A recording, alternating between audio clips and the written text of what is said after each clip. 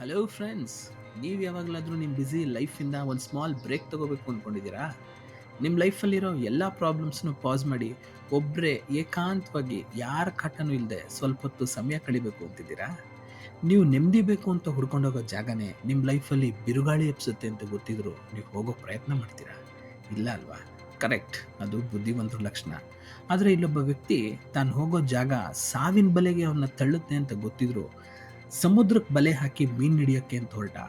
438 ದಿನ ಒಬ್ಬನೇ, ಯಾರ ಸಂಪರ್ಕನೂ ಇಲ್ಲದೆ ಪೆಸಿಫಿಕ್ ಮಹಾಸಾಗರದಲ್ಲಿ ಸಾವು ಬದುಕಿನ ಮಧ್ಯೆ ಹೋರಾಡ್ತಾನೆ. ನಾ ಹೇಳೋಕೆ ಹೊರಟಿರೋ ಕತೆ ಯಾವ ಕಾಲ್ಪನಿಕ ಕಥೆನೂ ಅಲ್ಲ, ಯಾವ ಫಿಲ್ಮ್ ಸ್ಟೋರಿನೂ ಅಲ್ಲ. ಇದು ಸತ್ಯ ಘಟನೆ, ಇನ್ಸ್ಪೈರಿಂಗ್ ಸ್ಟೋರಿ, ಸರ್ವೈವಲ್ ಸ್ಟೋರಿ. ಮತ್ತೆ ಯಾಕೆ ತಡ, ನೋಡೋಣ ಬನ್ನಿ.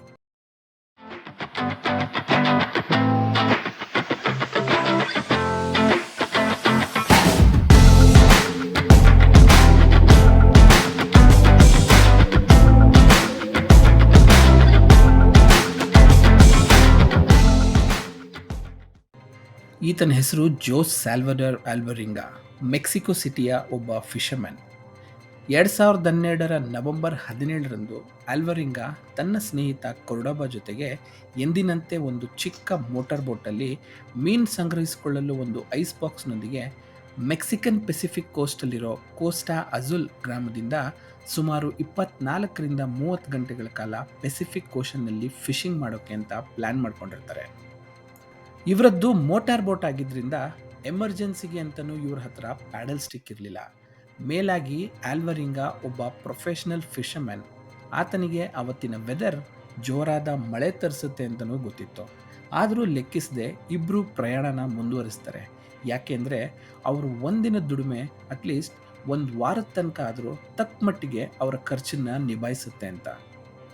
ಸುಮಾರು 6 ಗಂಟೆಗಳ ಪ್ರಯಾಣ ಮಾಡಿ ಇಬ್ಬರು ಸಮುದ್ರ ದಡದಿಂದ 150 ಕಿಲೋಮೀಟರ್ ದೂರ ಬಂದಿರ್ತಾರೆ. ಆಲ್ವರಿಂಗಾ ಮತ್ತು ಕೊರ್ಡೋಬಾ ಅವತ್ತಿನ ದಿನ ತುಂಬ ಕಷ್ಟಪಟ್ಟು ಸಾಕಷ್ಟು ಮೀನುಗಳನ್ನು ಹಿಡಿದಿರ್ತಾರೆ. ಇಷ್ಟಕ್ಕೆ ಸಾಕಾಗದ ಆಲ್ವರಿಂಗಾ ಅತಿ ಆಸೆಗೀಡಾಗಿ ಇನ್ನೂ 100 ಕಿಲೋಮೀಟರ್ ಮುಂದೆ ಹೋಗೋ ಪ್ರಯತ್ನ ಮಾಡ್ತಾನೆ. ಆದರೆ ಬ್ಯಾಡ್ ಟೈಮ್ ಅನ್ನೋದು ಯಾವಾಗ ಬರುತ್ತೋ ಯಾರಿಗೆ ಗೊತ್ತು. ತಮ್ಮ ಕಡೆಗೆ ಬರ್ತಿರೋ ಜೋರಾದ ಅಲೆಗಳನ್ನು ನೋಡಿ ಕೊರ್ಡೋಬಾ ಆಲ್ವರಿಂಗನಿಗೆ ತಮ್ಮ ಬಳಿ ಇರುವ ಐಸ್ ಬಾಕ್ಸ್ ಭದ್ರ ಮಾಡಿಕೊಳ್ಳಲು ಹೇಳ್ತಾನೆ. ನೋಡ್ತಿದ್ದಂತೆ ಅಲೆಗಳು ತಮ್ಮ ದೋಣಿಗೆ ಡಿಕ್ಕಿ ಹೊಡೆದೇ ಬಿಡುತ್ತೆ.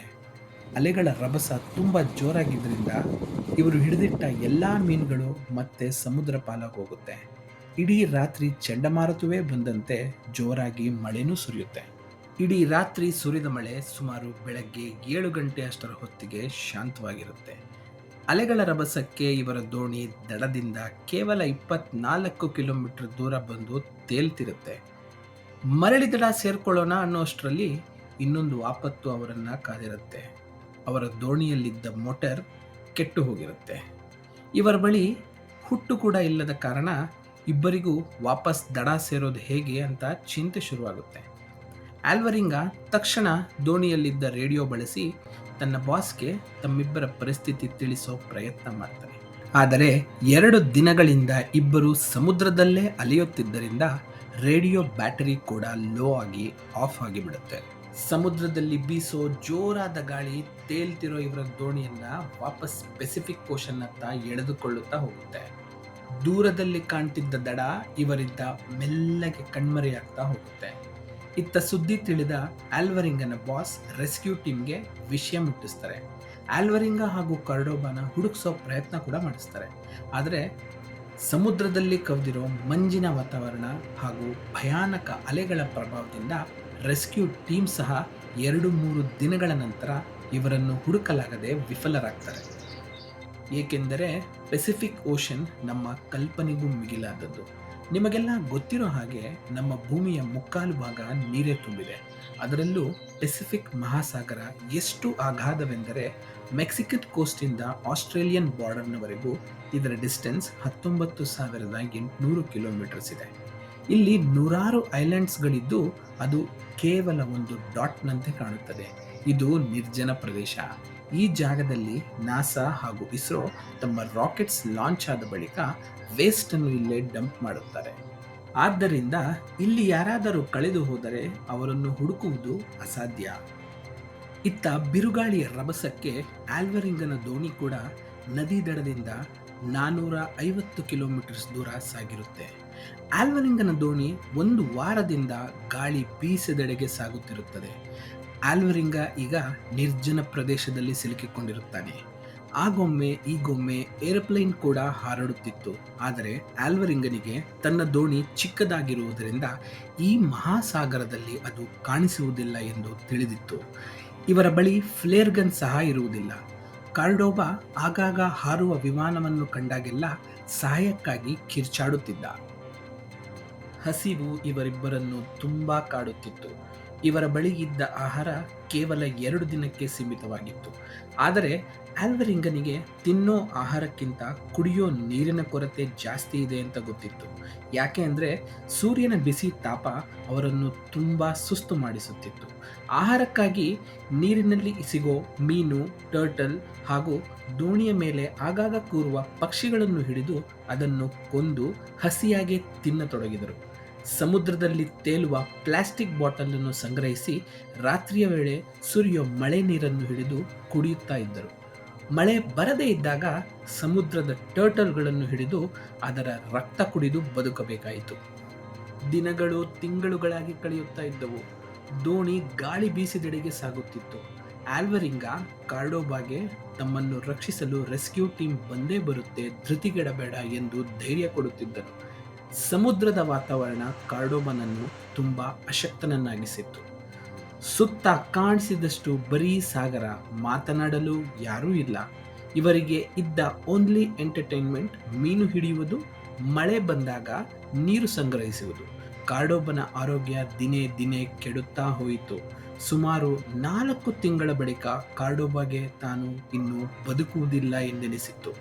ತಾನು ಸತ್ತರೆ ತನ್ನ ತಾಯಿಗೆ ವಿಷಯ ತಿಳಿಸು ಎಂದು ಭಾಷೆ ಪಡೆದುಕೊಂಡಿದ್ದನು. ಅದಾದ 2 ದಿನಗಳ ಬಳಿಕ ಕಾರ್ಡೋಬಾ ಕೊನೆಯುಸಿರೆಳೆದನು. ಆಲ್ವರಿಂಗನಿಗೆ ದುಃಖ ತಡೆದುಕೊಳ್ಳಲು ಸಾಧ್ಯವಾಗುವುದೇ ಇಲ್ಲ. ಮಹಾಸಾಗರದಲ್ಲಿ ಆತ ಈಗ ಒಬ್ಬಂಟಿಗ. ಆಲ್ವರಿಂಗನ ದೋಣಿ 1000 ಕಿಲೋಮೀಟರ್ಸ್ಗೂ ಹೆಚ್ಚು ದೂರ ಸಾಗಿರುತ್ತದೆ. ಸುತ್ತ ಬರೀ ಮೌನ. ಎತ್ತ ನೋಡಿದರತ್ತ ಕೇವಲ ಮಹಾಸಾಗರ. ಆತನ ಬಳಿ ಮಾತನಾಡಲು ಈಗ ಕಾರ್ಡೋಬಾ ಕೂಡ ಇಲ್ಲ. ಆಲ್ವರಿಂಗ ಕೂಡ ತಾನು ದೇವರಲ್ಲಿ ಪ್ರಾರ್ಥಿಸುತ್ತಾನೆ. ತಾನೂ ಸಮುದ್ರಕ್ಕೆ ಹಾರಿ ಶಾರ್ಕ್ಸ್ಗಳ ಬಾಯಿಗೆ ಆಹಾರವಾಗೋ ಯೋಚನೆ ಕೂಡ ಮಾಡ್ತಾನೆ. ಆತನಿಗೆ ಸೂಸೈಡಿಕಲ್ ಥಾಟ್ಸ್ ಬಂದಾಗಲೆಲ್ಲ ಊರಿನಲ್ಲಿರುವ ತನ್ನ ಮಗಳ ಬಗ್ಗೆ ಯೋಚನೆ ಮಾಡ್ತಾನೆ. ತಾನು ಇಲ್ಲವಾದರೆ ತನ್ನ ಮಗಳ ಗತಿ ಏನು ಎಂದು ಕೊರಗುತ್ತಾನೆ. ಯೋಚನೆ ಮಾಡಿ ಮತ್ತೆ ತನ್ನನ್ನು ತಾನೇ ಮೋಟಿವೇಟ್ ಮಾಡಿಕೊಂಡು ಆ ದೇವರು ಹೇಗಾದರೂ ತನ್ನನ್ನು ಕಾಪಾಡಲು ಒಂದಲ್ಲ ಒಂದು ದಾರಿ ತೋರಿಸುತ್ತಾನೆ ಎಂದು ನಂಬಿ ಮತ್ತೆ ನೀರಿನಲ್ಲಿ ಸಾಗುತ್ತಾ ಇರುತ್ತಾನೆ. ಹೀಗಿರುವಾಗ ಒಂದಿನ ಆಲ್ವರಿಂಗನಿಗೆ ತನ್ನ ಸಮೀಪದಲ್ಲೇ ಸಾಗುತ್ತಿರುವ ಕಾರ್ಗೋ ಶಿಪ್ ಕಾಣಿಸುತ್ತದೆ. ಇಲ್ಲಿ ಕಾರ್ಗೋ ಶಿಪ್ಗಳು ಒಮ್ಮೊಮ್ಮೆ ಸಾಗುತ್ತವೆ. ಆಲ್ವರಿಂಗ ತನಗೆ ಸಿಕ್ಕಿರೋ ಒಂದೇ ಅವಕಾಶ ಎಂದು ತಿಳಿದುಕೊಂಡು ಗಂಟಲು ಕಿತ್ತು ಹೋಗುವವರೆಗೂ ಕಿರಿಸ್ತಾನೆ. ಆದರೆ ಆ ಶಿಪ್ ಕೂಡ ಅವನನ್ನು ಗಮನಿಸದೆ ಮುಂದೆ ಸಾಗಿಬಿಡುತ್ತದೆ. ಆಲ್ವರಿಂಗನಿಗೆ ಭೂಮಿಯೇ ಕುಸಿದು ಬಿಡುವಂತಾಗುತ್ತದೆ. ಇದು ಭ್ರಮೆಯೋ ನಿಜವೋ ಎಂದೇ ತಿಳಿಯುವುದಿಲ್ಲ. ಸಮುದ್ರದಲ್ಲಿ ಸುಮಾರು ತಿಂಗಳುಗಳ ಕಾಲ ಒಬ್ಬನೇ ಅಲೆದಾಡಿದ್ದರಿಂದ ತನ್ನ ಬುದ್ಧಿ ಇಲ್ಲದ್ದನ್ನು ಕಲ್ಪಿಸಿಕೊಳ್ಳುವುದಕ್ಕೆ ಶುರು ಮಾಡಿದೆ ಎಂದುಕೊಂಡು ಹಾಗೆ ತನ್ನ ಕಣ್ಣ ಮುಂದೆ ಸಾಗಿದ ಕಾರ್ಗೋ ಶಿಪ್ ನಿಜಾನ ಅಥವಾ ಕಲ್ಪನೆಯ ಎಂದು ಚಿಂತೆಗೀಡಾಗ್ತಾನೆ. ಆಲ್ವರಿಂಗ ನದಿ ದಡದಿಂದ 8000 ಕಿಲೋಮೀಟರ್ ದೂರ ಸಾಗಿರುತ್ತಾನೆ. ಅವನ ಬಟ್ಟೆ ಹರಿದಿರುತ್ತದೆ. ಪ್ರಕೃತಿಯ ವಿಕೋಪಕ್ಕೆ ಅವನ ದೇಹ ಕೂಡ ಛಿದ್ರವಾಗಿರುತ್ತದೆ. ದೇವರನ್ನ ಬೈಕೊಳ್ಳೋದಕ್ಕೂ ಶುರು ಮಾಡಿರ್ತಾನೆ. ತನ್ನ ಪರಿಸ್ಥಿತಿ ಯಾರಿಗೂ ಬರಬಾರದೆಂದು ಅಳುತ್ತಾನೆ. Because even his patience has a limit. ಆತ ತಾನು ಕೂಡ ಇನ್ನು ಬದುಕುವುದಿಲ್ಲ, ತನ್ನನ್ನು ಆ ದೇವರು ಕೂಡ ಕಾಪಾಡಲಿಲ್ಲ ಅಂತ ಅಳುತ್ತಾನೆ. ಆದರೆ ಫೈನಲಿ ದೇವರಿಗೆ ಆಲ್ವರಿಂಗನ ಪ್ರಾರ್ಥನೆ ಕೇಳಿಸಿರುತ್ತೆ. ಜಾನ್ವರಿ 30, 2014ರಂದು ಆತ ಸಾಗುತ್ತಿರುವ ದೋಣಿಯ ಪಕ್ಕದಲ್ಲೇ ಎಳೆನೀರಿನ ಚಿಪ್ಪುಗಳು ಹರಿದಾಡುತ್ತಿರುತ್ತವೆ.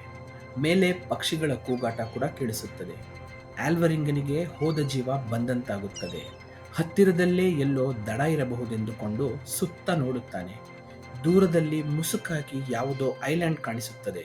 ಅಲ್ಲಿ ಐಲ್ಯಾಂಡ್ ಇದ್ದೇ ಇರುತ್ತೆ ಎಂದು ತಿಳಿದುಕೊಂಡ ಆಲ್ವರಿಂಗ ಇದು ತನಗೆ ಸಿಕ್ಕಿರುವ ಕೊನೆಯ ಅವಕಾಶ, ಬಿಟ್ಟರೆ ತಾನು ಬದುಕುವುದಿಲ್ಲ ಎಂದುಕೊಂಡು ಒಮ್ಮೆಲೆ ಸಮುದ್ರಕ್ಕೆ ಜಿಗಿದು ಬಿಡುತ್ತಾನೆ. ಕಷ್ಟಪಟ್ಟು ಈಜುತ್ತಾ ದಡ ಸೇರುತ್ತಾನೆ. ಆಲ್ವರಿಂಗ 14 ತಿಂಗಳ ಬಳಿಕ ದಡ ಮುಟ್ಟಿರುತ್ತಾನೆ. ತನ್ನ ಕಾಲುಗಳು ಶಕ್ತಿ ಕಳೆದುಕೊಂಡಿರುತ್ತವೆ. ಆತ ತೆವಳುತ್ತಾ ಮುಂದೆ ಮುಂದೆ ಸಾಗುತ್ತಾನೆ. ಇತ್ತ ಇವನ ಸ್ಥಿತಿ ಕಂಡ ಕೆಲವು ಯುವಕರು ಆತನ ಬಳಿ ಸಹಾಯ ಮಾಡಲು ಓಡುತ್ತಾರೆ. ಆಲ್ವರಿಂಗನಿಗೆ ಸಿಕ್ಕ ಐಲ್ಯಾಂಡ್ ಮಾರ್ಷಲ್ ಐಲ್ಯಾಂಡ್ಸ್ಗೆ ಸೇರಿದ್ದು. ಇದರ ಹೆಸರು ಇಬಾನ್ ಅಟಾಲ್. ಆಲ್ವರಿಂಗನ ಸ್ಥಿತಿ ತುಂಬಾ ಗಂಭೀರವಾಗಿರುತ್ತದೆ. ಆತನ ಸ್ಥಿತಿ ಕಂಡ ಅಲ್ಲಿನ ಲೋಕಲೈಟ್ಸ್ ಸಂಬಂಧಿತ ಅಧಿಕಾರಿಗಳಿಗೆ ವಿಷಯ ಮುಟ್ಟಿಸುತ್ತಾರೆ. ಯುಎಸ್ಎ ಗವರ್ಮೆಂಟ್ ಆತನನ್ನು ತನ್ನ ಹುಟ್ಟೂರು ಎಲ್ ಸ್ಯಾಲ್ವಡಾರ್ಗೆ ಕರೆಸಿಕೊಳ್ಳುತ್ತಾರೆ. ಆಲ್ವರಿಂಗನನ್ನು ನೋಡಲು ನೂರಾರು ಜನ ಹಾಗೂ ಮೀಡಿಯಾ ರಿಪೋರ್ಟರ್ಸ್ಗಳು ಸೇರಿರುತ್ತಾರೆ. ಆಲ್ವರಿಂಗನನ್ನು ಕಂಡ ಕೂಡಲೇ ಎಲ್ಲರೂ ಆತನನ್ನು ಸಿ ಹೀರೋ ಎಂದೇ ಕಿರಿಚುತ್ತಾರೆ. ಆಲ್ವರಿಂಗನಿಗೆ ಕೂಡಲೇ ಮೆಡಿಕಲ್ ಎಮರ್ಜೆನ್ಸಿಗೆ ಶಿಫ್ಟ್ ಮಾಡಿ ಚಿಕಿತ್ಸೆ ಕೊಡಿಸುತ್ತಾರೆ. 11 ದಿನಗಳ ಬಳಿಕ ಆಲ್ವರಿಂಗ ಚೇತರಿಸಿಕೊಂಡಿರುತ್ತಾನೆ. ಅಂತೂ ದೇವರು ಆತನ ಕೈ ಬಿಡಲಿಲ್ಲ ಎಂದು ನಿಟ್ಟುಸಿರು ಬಿಡುತ್ತಾನೆ. ಆದರೆ ಅಷ್ಟರಲ್ಲೇ ಯಾರೂ ಊಹಿಸಲಾರದ ಮತ್ತೊಂದು ದೊಡ್ಡ ಆಪತ್ತು ಆಲ್ವರಿಂಗನಿಗೆ ಕಾದಿರುತ್ತದೆ. ಈತನ ಕಥೆಯನ್ನು ನಂಬದ ಅಮೆರಿಕನ್ ಕೋರ್ಟ್ ಆಫ್ ಲಾ ಆಲ್ವರಿಂಗನ ಮೇಲೆ ಮರ್ಡರ್ ಚಾರ್ಜಸ್ ಎಸಗುತ್ತಾರೆ. ಕಾರ್ಡೋಬನನ್ನು ಸಮುದ್ರದಲ್ಲಿ ಆಲ್ವರಿಂಗನೇ ಕೊಂದು ತಿಂದಿರಬಹುದು ಎಂದು ಹಲವು ಬಾರಿ ಅಲಿಗೇಟ್ ಮಾಡುತ್ತಾರೆ. ಆದರೆ ಆಲ್ವರಿಂಗ ಎಲ್ಲ ಅಲಿಗೇಷನ್ಸ್ ಅನ್ನು ನಿರಾಕರಿಸುತ್ತಾನೆ. ಜಾನಥನ್ ಫ್ರಾಂಕ್ಲಿನ್ ಜೊತೆಗಿನ ಸಂದರ್ಶನ ಹಾಗೂ ತನ್ನ ಬಗ್ಗೆ ಪಬ್ಲಿಷ್ ಆದ ಪುಸ್ತಕ 438 ಡೇಸ್ ಅಟ್ ಸಿ ಈತ ನಿರ್ದೋಷಿ ಎಂದು ಪ್ರೂವ್ ಆಗುತ್ತದೆ. ಅದಾದ ನಂತರ ಆಲ್ವರಿಂಗ ತನ್ನ ತಂದೆ, ತಾಯಿ ಹಾಗೂ ಮಗಳನ್ನು ಭೇಟಿ ಮಾಡುತ್ತಾನೆ. ಕಾರ್ಡೋಬಾಗೆ ಕೊಟ್ಟ ಮಾತಿನಂತೆ ಊರಿನಲ್ಲಿದ್ದ ಅವನ ತಾಯಿಯನ್ನು ಸಹ ಭೇಟಿ ಮಾಡಿ ಸ್ವಲ್ಪ ಹಣ ಸಹಾಯ ಮಾಡುತ್ತಾನೆ. ಇದಾದ ನಂತರ ಮತ್ತಿನ್ಯಾವತ್ತೂ ಫಿಶಿಂಗ್ ಮಾಡುವ ಪ್ರಯತ್ನ ಮಾಡುವುದಿಲ್ಲ.